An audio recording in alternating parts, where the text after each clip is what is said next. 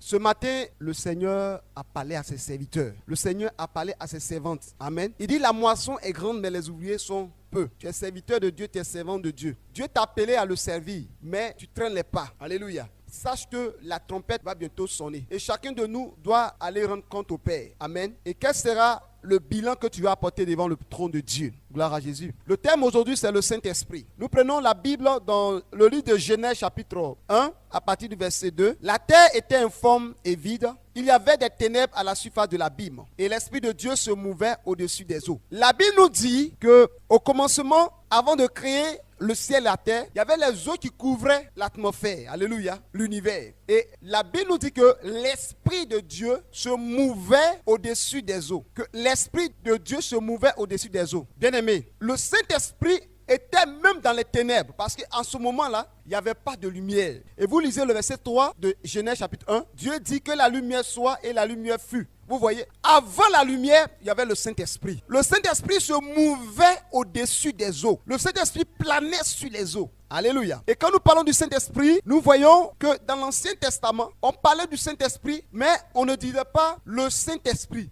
Mais on disait, la Bible disait, l'Esprit de l'Éternel ou l'Esprit de Dieu. Amen. Et quand vous allez lire, vous allez comprendre dans le livre de Juges chapitre 6, verset 34. Juges 6, verset 34. Juges 6, verset 34.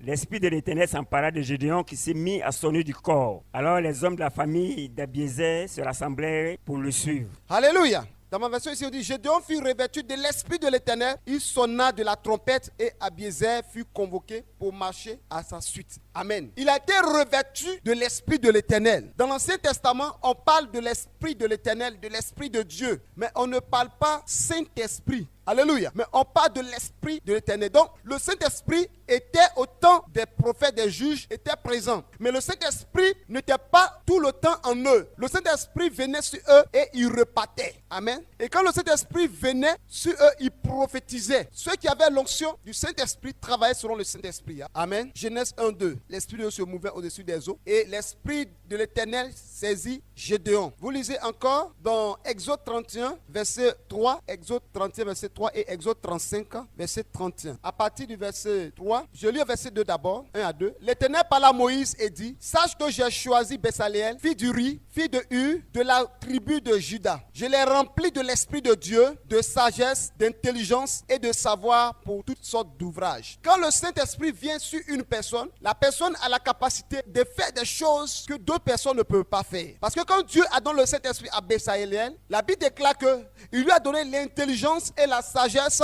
pour construire le tabernacle. C'est-à-dire l'intelligence qu'il avait pour faire des choses dans la perfection. Quand le Saint-Esprit est en toi, il t'emmène à faire des choses extraordinaires et que les gens apprécient. Parce que chacun de nous, dans la maison de Dieu, doit avoir le Saint-Esprit. Aujourd'hui, si nous marchons dans la maison de Dieu et qu'il y a des comportements qui n'ont point le nom du Seigneur, c'est parce que le Saint-Esprit n'est pas en toi. Il y a 3 manières de recevoir le Saint-Esprit. Le Saint-Esprit se verront sur vous. C'est-à-dire le Saint-Esprit, quand le Saint-Esprit est dans la salle, tout le monde peut bénéficier de sa présence. C'est là on dit le Saint-Esprit sur vous. Quelqu'un peut prophétiser sous l'onction de la prédication ou d'une prophétie ou d'une louange, d'une adoration. Le Saint-Esprit peut venir dans la salle et tout le monde peut baigner dans cette onction. Mais tous ceux qui baignent dans cette onction ne veulent pas dire qu'ils ont le Saint-Esprit. Est-ce que quelqu'un comprend? Ça ne veut pas dire que tu baignes dans le Saint-Esprit parce que le Saint-Esprit est dans la salle et que tu bénéficies de sa présence et que tu as le Saint-Esprit. C'est pourquoi vous allez constater que dans la maison du Seigneur, il y a des personnes dans la maison du Seigneur, ils écoutent bien la parole du Seigneur, elles sont contentes plutôt, elles sont heureuses.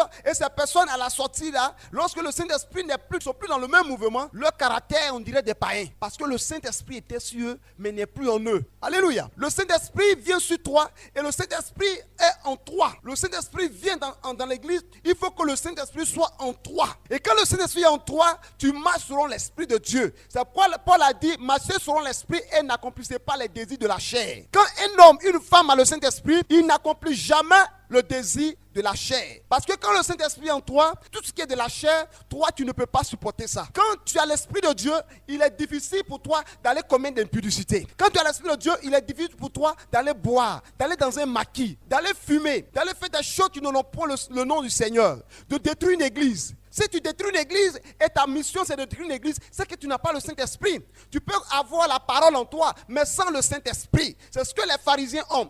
Il y avait des docteurs de la loi. Ils connaissaient la loi, ils connaissaient tout ce que Moïse a dit. Ils récitaient, ils méditaient tout, mais ils n'avaient pas le Saint-Esprit. C'est pourquoi Nicodème est parti vers Jésus. Malgré qu'il était docteur de la loi, il n'avait pas le Saint-Esprit. Et Jésus lui a dit, il faut naître de nouveau afin de recevoir le Saint-Esprit. Chacun de nous doit avoir le Saint-Esprit dans sa vie. Et la troisième, tu as le Saint-Esprit en toi, mais il faut être rempli du Saint-Esprit. Et la Bible parle de la plénitude de l'Esprit. Aujourd'hui, on ne sent plus cette plénitude dans l'église parce que nous ne sommes pas disposés à être remplis du Saint-Esprit. Quand vous lisez la Bible, dans Luc chapitre 4, Jésus rempli du Saint-Esprit revint du Jourdain et il fut conduit par l'Esprit dans le désert où il fut tenté par le diable. Pendant 40 jours, il ne mangea rien durant ces jours-là. Et après qu'il fut écoulé, il eut faim. Bien-aimés, vous comprenez avec moi que la Bible dit que Jésus-Christ, étant rempli du Saint-Esprit, fut conduit dans le désert. Il y a des gens qui ne comprennent pas. Bien que tu as le Saint-Esprit, souvent, le chrétien, l'homme de Dieu est là, il traverse des moments difficiles, il a des épreuves, des difficultés, et Dieu lui dit, va dans tel endroit, va me servir, et quand il va, il a des problèmes, est-ce que Dieu l'a béni? Est-ce que ça, là, Dieu est avec lui? Alléluia. Quand le Saint-Esprit est en toi, tu ne sais pas où tu vas, c'est lui qui te conduit. Alléluia. On dit le vent vient, on ne sait pas où il va. Donc quand quelqu'un a le Saint-Esprit, il n'est pas conduit par lui-même, mais il est conduit par le Saint-Esprit. Lorsque le Saint-Esprit, après le baptême de Jésus, la Bible déclare que le Saint-Esprit a rempli Jésus et le Saint-Esprit l'a conduit dans le désert. L'a pas conduit dans le temple, l'a pas conduit dans la maison de Joseph, l'a pas conduit dans un endroit où il devait manger. Le Saint-Esprit lui a dit, va dans le désert pour être tenté. Quand quelqu'un a le Saint-Esprit, il va affronter des situations les plus terribles.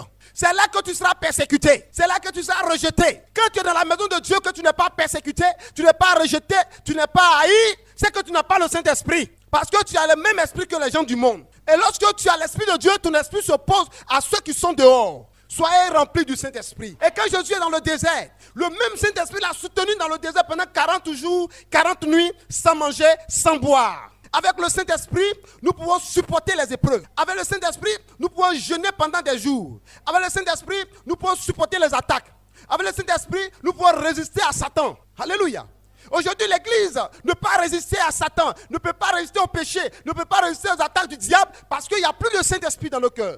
Il n'y a plus de Saint-Esprit dans l'Église. Jésus-Christ n'a pas commencé son ministère sans qu'il ne soit rempli du Saint-Esprit. La preuve que lorsqu'il était baptisé, le Saint-Esprit est descendu sur lui sous forme corporelle comme une colombe. Pour attester que maintenant ton temps est arrivé, tu dois commencer l'œuvre du Seigneur. Et lorsque les apôtres étaient avec Jésus, ils n'avaient pas le Saint-Esprit en eux, mais ils bénéficiaient de l'onction de Jésus qui était autour de lui, qui planait sur Jésus. C'est pourquoi les apôtres, lorsque Jésus-Christ les envoyait, il dit allez-y avec l'onction du Saint-Esprit. Et quand ils partaient, ils revenaient, les aveugles voient, les pratiques marchent, les sourds entendent, les muets parlent, ils se réjouissaient. Il dit, oh Seigneur, nous sommes partis, les malades sont guéris, les démons nous sont soumis. Il dit, ne vous réjouissez pas parce que les démons vous sont soumis, réjouissez plutôt parce que tout le monde est inscrit dans le royaume des cieux. Celui qui a le Saint-Esprit ne se réjouit pas parce qu'il y a un démon qui est sorti d'un corps. Celui qui a le Saint-Esprit ne se réjouit pas parce qu'il a guéri un malade. Celui qui a le Saint-Esprit ne vise pas les choses de la terre. Il vise seulement les choses du ciel. Il vise seulement les choses de la vie éternelle. Quand tu vois un chrétien, rien que la terre, l'argent, il prie, il jeûne, l'argent, il prie, il jeûne, l'argent, il prie, il jeûne. Et les choses de ce monde-là, il n'a pas le Saint-Esprit en lui. Alléluia. C'est un chrétien d'apparence. Quand la Bible déclare que le tombeau blanchit, on les voit, ils ont des Bibles, on les voit, ils chantent, on les voit, ils louent, on les voit, ils prêchent. Mais ils ne peuvent pas supporter les épreuves. Ils ne peuvent pas supporter les difficultés. Et lorsqu'une situation arrive, ce sont les persécutés de l'église. C'est les persécutés des pasteurs. Ils n'ont pas le Saint-Esprit. Persécutés de nos frères. Soyez remplis du Saint-Esprit. Soyez remplis du Saint-Esprit. Le Saint-Esprit est celui que Dieu a choisi pour conduire l'église. Quand une église n'a pas le Saint-Esprit, c'est une église morte. Dans cette église, il y aura des fausses doctrines. Il y aura des fausses prophéties. Il y aura du mensonge. Alléluia. Ce matin, lorsque nous avons dit Saint-Esprit seulement, il a commencé à se manifester. Dieu me dit que vous voyez, le Saint-Esprit me dit que l'église m'a oublié, l'église m'a rejeté, l'église marche dans sa propre force, dans sa propre chair. L'église ne marche pas selon mes directives. La Bible déclare que lorsque Jésus-Christ est ressuscité et qu'il devait partir dans le royaume, les apôtres étaient tellement chauds pour l'évangéliser. Jésus a dit restez à Jérusalem jusqu'à ce que vous recevrez une puissance surviendront sur vous et vous serez mes témoins à Jérusalem, dans toute la Judée, dans la Samarie, jusqu'aux extrémités de la terre. Alléluia. Jésus était présent. Donc ils étaient zélés parce que sa présence leur donnait la force. Jésus était présent lorsqu'il leur parlait, ils étaient heureux. Il dit, ouais, moi je vais aller prêcher. Ouf, je vais partir annoncer l'évangile parce que Jésus était présent. Parce que c'est un homme, lorsqu'il est là, autour de lui, l'onction prend tout le lieu. Donc il baignait dans cette onction, il avait le zèle. Le Seigneur savait que lorsqu'ils vont sortir de cette onction, persécution va venir, ils vont fuir. Ils vont rétrograder. Il dit, restez tranquille mes petits. Restez à Jérusalem. Priez jusqu'à ce que le Saint-Esprit descende sur vous. Et quand le Seigneur viendra sur vous, c'est là où vous serez mes témoins ici à Jérusalem. Ensuite dans toute la Samarie, dans la Judée, sur l'extrémité de la terre. Sur la conduite de Jésus, ils sont restés là pendant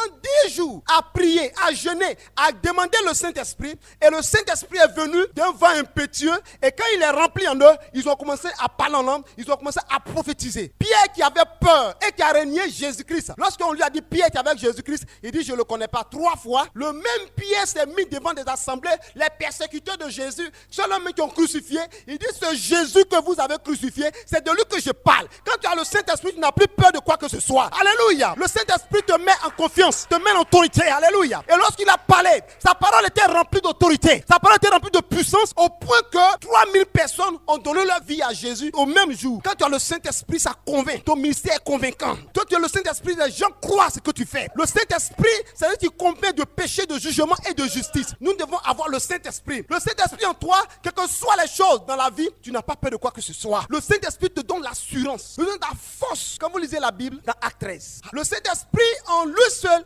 regorge de puissance, de dons et de fruits. Tout à l'heure, je suis en train de préparer le message. J'ai dit, Seigneur, où est la place du Saint-Esprit dans le royaume? Vous savez ce que le Seigneur me dit? Le Saint-Esprit n'a pas de trône dans le royaume des cieux, mais le Saint-Esprit a envahi le royaume des cieux. Alléluia.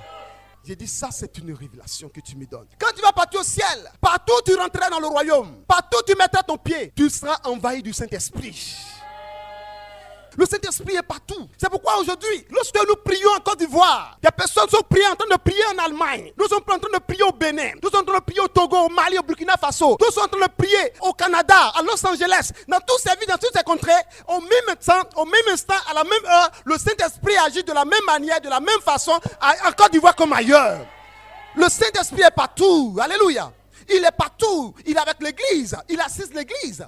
Il faut que chaque enfant de Dieu démontre la puissance du Saint-Esprit. Paul a dit, ce n'est pas des paroles seulement que je libère, mais la parole de Dieu est accompagnée d'une puissance et de démonstration de l'Esprit de Dieu. Une église, il faut qu'on sente les miracles de Dieu. Parce que le Saint-Esprit, c'est le Dieu du miracle, le Dieu de la guérison, le Dieu de la révélation, le Dieu de la prophétie. Le Saint-Esprit lui donne des dons spirituels afin de pouvoir surmonter les épreuves. Les dons spirituels afin de montrer au monde que Jésus que nous adorons est le véritable Dieu. Alléluia. Le Saint-Esprit est unique. L'église a besoin du Saint-Esprit. L'église a besoin du Saint-Esprit. Une église qui a le Saint-Esprit, je ne pense pas que le pasteur peut tomber dans l'adultère. Une église qui a le Saint-Esprit, je ne pense pas que le pasteur peut tomber dans l'impudicité. Le Saint-Esprit repousse le péché. Le Saint-Esprit repousse les démons. Le Saint-Esprit repousse le diable. Et Satan reconnaît sa force, sa puissance, son autorité. Le Saint-Esprit en toi, tu peux te faire trembler les montagnes. Alléluia. Lorsque les apôtres ont prié, après une persécution, la Bible déclare que le lieu qu'ils ont prié a tremblé. Je veux que le Saint-Esprit se manifeste en cette année dans la vie de quelqu'un. Alléluia. Il a besoin de toi. Il veut habiter en toi. Car il a besoin de sa maison. Il a besoin de sa maison. Et sa maison, c'est toi. C'est pourquoi la Bible déclare que nous sommes le temple du Saint-Esprit. Alors, il est en train de tourner autour de toi. Ouvre ton cœur. Je vais rentrer en toi. Je vais agir. Quand le Saint-Esprit vient en toi, que tu sois prophète ou pas, tu peux prophétiser. Le Saint-Esprit vient en toi, que tu sois prophète ou pas, tu peux faire des miracles, des guérisons extraordinaires. La Bible nous déclare qu'il y avait un homme qu'on appelle Étienne. Étienne était parmi les diacres qui ont été choisis. Aujourd'hui, dans les églises, les diacres sont assis dans les églises et les diaconesses, leur mission, c'est de régler l'affaire de foyer, des mariages, des conflits dans l'église. C'est ça seulement leur mission. Et même parfois, même persécuter le pasteur. Quand tu as le Saint-Esprit, tu n'as pas ce temps-là. Vous lisez la Bible, vous allez constater que Étienne qui était diacre, la Bible déclare que Étienne était rempli du Saint-Esprit et de sagesse. Et lorsque le diacre Étienne a commencé à prêcher, ceux qui étaient là étaient étonnés. Et lorsqu'ils ont dit, il dit, j'ai vu le Seigneur debout sur le trône. Il dit, quoi? Que Jésus, alléluia, ils l'ont lapidé. Il dit, Seigneur, pardonne leurs péchés parce qu'ils ne savent pas ce qu'ils font. Quand tu as le Saint-Esprit, c'est la facilité de pardonner tes persécuteurs. Alléluia. Tu as la facilité de dire, Seigneur, pardonne-leur. Ils ne savent pas ce qu'ils font. Que le Saint-Esprit remplisse quelqu'un dans sa maison. Quand ta maison est remplie du Saint-Esprit, Satan n'a pas le droit de troubler ton foyer. Le Saint-Esprit est là, les démons ne peuvent pas rentrer dans ton foyer. Le Saint-Esprit vient, il te dit, je suis le consolateur. Quand tu as un problème, le Saint-Esprit te console. La Bible déclare dans Actes chapitre 9, verset 31, il dit, le Saint-Esprit assiste l'église. Quand nous sommes dans l'église, le Saint-Esprit est là, il assiste l'église. Envahis-moi de ton esprit. Envahis-moi de ton esprit. Envahis-moi de ton esprit. Lorsque vous lisez la Bible, le Saint-Esprit donne des ordres. Ne vois plus le Saint-Esprit aujourd'hui comme, oui, je vois une lumière qui plane, oui, je vois le feu. Non! Regarde le Saint-Esprit comme Dieu. Le Saint-Esprit est Dieu. Il a la même qualité que Jésus. Il a la même qualité que le Père. Le Saint-Esprit est égal à Dieu. Le Saint-Esprit est égal à Jésus. Jésus est égal au Saint-Esprit. Le Saint-Esprit est égal au Père. Le Père est égal au Saint-Esprit. Alléluia. Et en Jésus, tu trouveras le Saint-Esprit. Et dans le Saint-Esprit, tu trouveras Jésus. Et en Jésus, tu trouveras le Père. Et dans le Père, tu trouveras le Saint-Esprit et Jésus. Et les trois personnes forment Dieu. Et c'est là la puissance de Dieu se manifeste. La Bible déclare qu'avant de créer le ciel et la terre, le Saint-Esprit a défoncé plutôt le Père et le Fils. Et il est venu se mouvoir au-dessus des eaux pour venir vérifier ce qui se passe. Le Saint-Esprit, c'est lui qui va te dévancer dans tes affaires. C'est lui qui va te conduire. Le Saint-Esprit conduit dans ce que tu fais. Tu cherches un boulot, demande au Saint-Esprit de te conduire. Tu veux déposer tes dossiers dans des entreprises, tu ne sais pas quelle entreprise, demande au Saint-Esprit de te conduire. Il te conduira sur le bon chemin. La Bible déclare, selon Galates chapitre 5, verset 22, nous allons lire ça. Envahis-moi de ton esprit.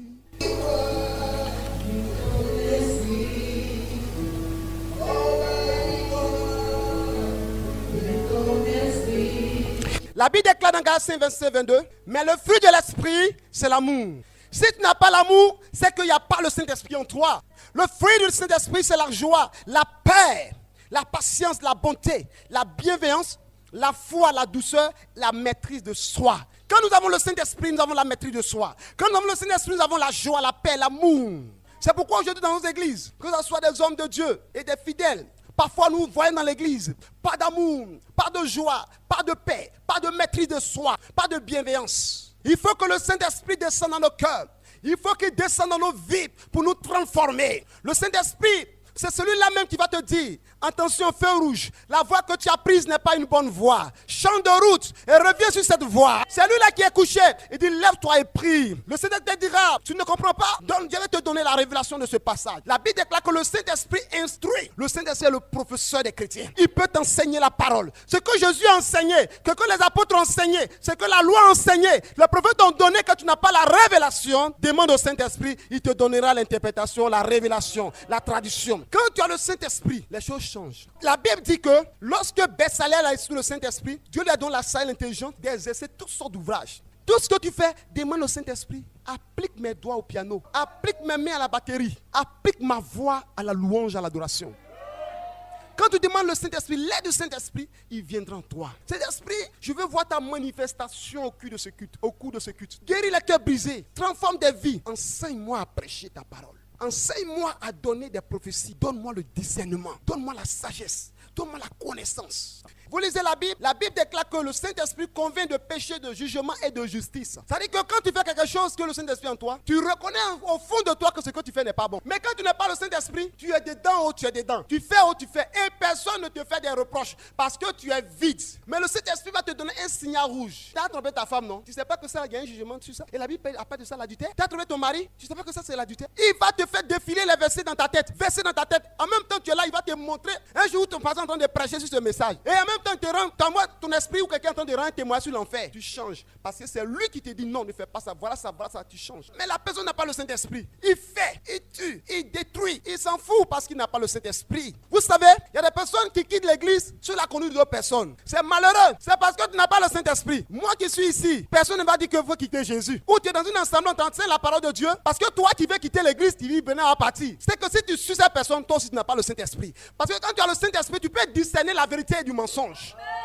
Tu peux discerner la vérité du mensonge. Il te dit non, quitte l'église. Et que tu vois que lui-même là, sa vie donne le nom du Seigneur sur le. Mais quand tu vois que sa vie n'honore pas le nom du Seigneur, parce qu'il ne veut pas être dépouillé, ne le suis pas. Parce qu'il va te faire perdre ton âme. Quand tu as le Saint-Esprit, tu ne te laisses pas distraire par quoi que ce soit. Amen. Le Saint-Esprit donne la force aux chrétiens. Ce fois tu es fatigué, tu ne veux même pas te lever. Dis Saint-Esprit, donne-moi la force pour pouvoir me lever pour prier. La Bible déclare que le Saint-Esprit vivifie. il te donne la force.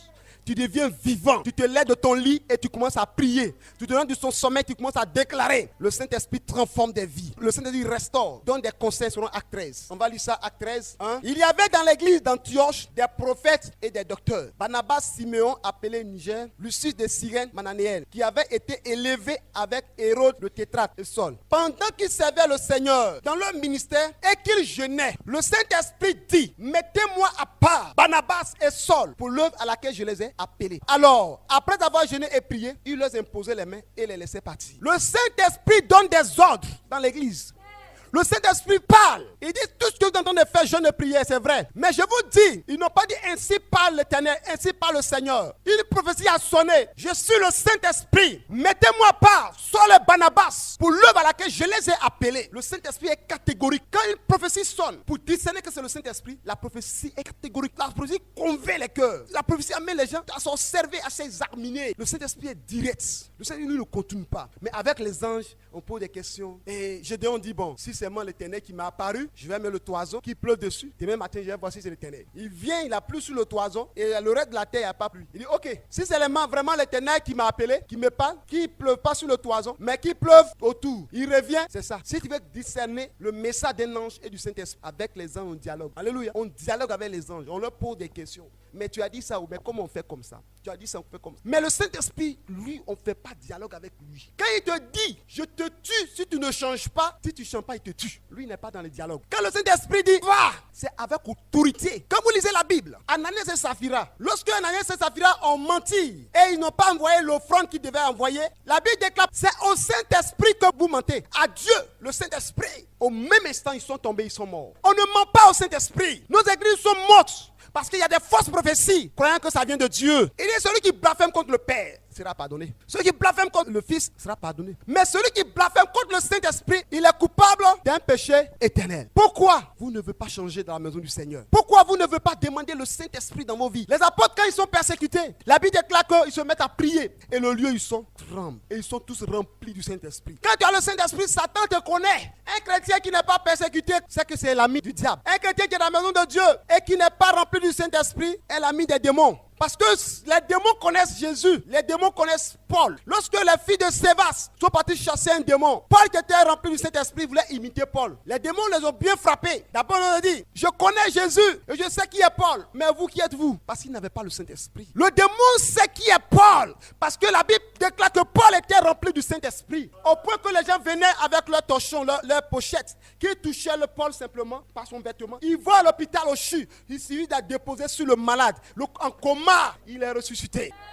Parce que Paul était rempli du Saint-Esprit. La Bible déclare que Pierre étant rempli du Saint-Esprit, son homme guérissait les malades, chassait les démons. Il faut que l'église soit remplie du Saint-Esprit. Ne nous contentons pas seulement à avoir le Saint-Esprit, contentons-nous aussi encore plus à être remplis du Saint-Esprit. Qu'un homme, une femme est rempli du Saint-Esprit devant un homme, une femme bizarre devant les autres. On te trouve un peu bizarre, on te dit que tu es trop juste dans la parole du Seigneur. Et c'est toi qui exagères dans la parole de Dieu, alors que c'est la parole de Dieu qui est en toi. La Bible déclare que tous ceux qui veulent vivre pieusement en Jésus-Christ, selon 2 Timothée 3, 12, seront persécutés. Tous ceux qui sont persécutés parce qu'ils veulent vivre pieusement en Jésus, par qui? Avec la puissance du Saint-Esprit. Mais si tu ne veux pas vivre pieusement, c'est que tu as une vie sans le Saint-Esprit. Parce que celui qui a le Saint-Esprit, lorsqu'il met son pied ici, il dit que non, enlève ton pied, il enlève son pied. Lorsqu'il met son pied, il dit non, enlève ton pied, il enlève ton pied. Mais celui qui n'a pas le Saint-Esprit, mène sa vie comme il veut. C'est quoi vous allez voir dans les églises, par nous les écrivains comme ça. Il y a des maisons d'édition, mais tu peux non lire pour aller vendre dans les autres pays. Alors ce sont des hommes de Dieu, des pasteurs. Ils n'ont pas le Saint-Esprit. Des chrétiens qui vont prendre chansons des autres chrétiens et puis ils ont entendu parler quelque part, ils prennent et puis ils vont faire les CD pour vendre. Ils n'ont pas le Saint-Esprit. Ils marchent dans la chair. Celui qui marche dans l'Esprit de Dieu, quand il fait quelque chose, il y a une peur en lui.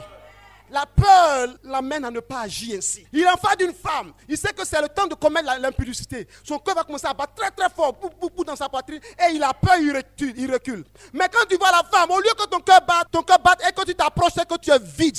Quand tu n'as pas le Saint-Esprit dans ton cœur, c'est la place des démons. Les démons viennent prendre la place du Saint-Esprit. Il faut être rempli du Saint-Esprit ce matin. Parce que quand tu n'as pas le Saint-Esprit, quand Jésus va revenir, tu ne seras pas enlevé. Parce que le Saint-Esprit te rend léger. Parce que lorsque tu as le Saint-Esprit, les problèmes ne sont pas des problèmes devant toi. Tu deviens léger. Les soucis, ce n'est pas un problème. Le Saint-Esprit te donne la foi et l'assurance. Lorsqu'on dit tu vas mourir, tu dis je ne mourrai pas. Parce que celui qui en toi te dit que tu ne vas pas mourir. Tu as le Saint-Esprit, tu te convaincs de cette parole. Alléluia. Quand tu as le Saint-Esprit, tu n'as pas peur de voyager. Tu prends la voiture, tu n'as pas peur. Quelle que soit la situation, tu te dis deux choses. Si je meurs, c'est pour la gloire de Jésus. Si ce n'est pas pour la gloire de Jésus, je ne mourrai pas. Qui te fait dire ces paroles? C'est le Saint-Esprit. Alléluia. Quand tu as le Saint-Esprit, l'eau de Dieu t'intéresse. Tu as soif d'évangéliser. Tu as peur même de voir des personnes mourir. J'ai lu un livre chrétien qui m'a frappé. L'homme de Dieu qui a écrit le livre disait que l'apôtre Paul était celui qui mettait l'obstacle à ceux qui partaient en enfer. Il dit l'apôtre Paul était quelqu'un qui mettait obstacle. Il empêchait, il a fermé la porte de l'enfer. À cause de sa parole, à cause de sa prédication, à cause de sa vie. L'église a besoin du Saint-Esprit. Aujourd'hui, les chrétiens vont dans les églises. Il ne peut même pas discerner si l'homme de Dieu est dans le mysticisme. Il ne peut même pas discerner si l'homme de Dieu est dans le faux. Il ne peut pas discerner s'il y a le vaudou ou bien il y a la magie. Et ils sont remplis dans l'église parce que vous n'avez pas le Saint-Esprit. Si vous avez le Saint-Esprit, vous n'avez pas besoin d'être un pasteur pour discerner que ce pasteur est un faux pasteur ou un homme de vaudou. Le Saint-Esprit va te convaincre que cet homme-là, il est dans le faux. En plus, à la partie du Saint-Esprit, tu peux reconnaître le vrai et le faux. Pourquoi il y a la confusion dans l'église? Il y a la confusion dans l'église parce qu'on n'a plus le Saint-Esprit.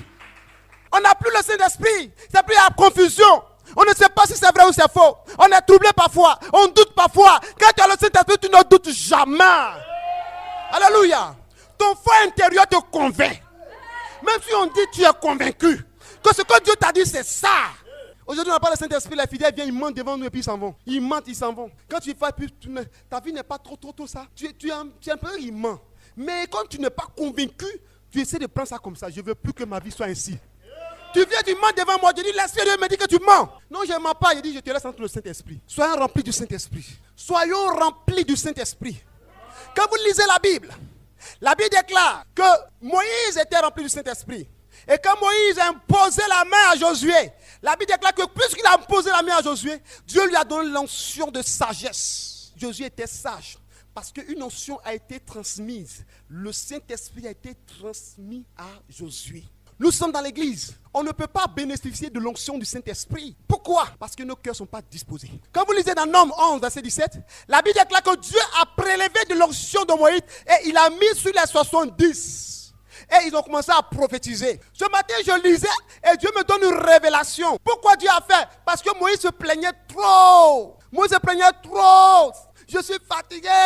Si c'est comme ça, je vais mourir, Seigneur. Prends-moi, je suis fatigué de ce peuple. Dieu dit, ok, puisque ta mission n'est pas terminée, je vais prendre de toi l'esprit qui est sur toi, afin que ceux, d'abord, que tu as autorité sur eux, et ceux qui te respectent, ceux qui croient à ton ministère, je vais prélever sur toi l'onction qui est sur toi, et je vais les transmettre, alléluia, afin de supporter la charge. C'est là le Seigneur ouvre mes yeux. Quand un homme de Dieu dans une église supporte trop la charge, et qu'il ne peut pas, il se croule sur la charge, Dieu prélève l'onction et il donne à ceux qui sont autour de lui pour supporter en même temps la charge. Si tu es pasteur, tu es évangéliste, tu es appelé ou toi qui que ce soit dans l'église et que tu vois l'homme de Dieu en train de souffrir, persécuter les choses et que ça ne te dit rien et que tu ne prends pas le même fardeau, tu n'as pas l'onction et tu n'as pas la vision de l'œuvre.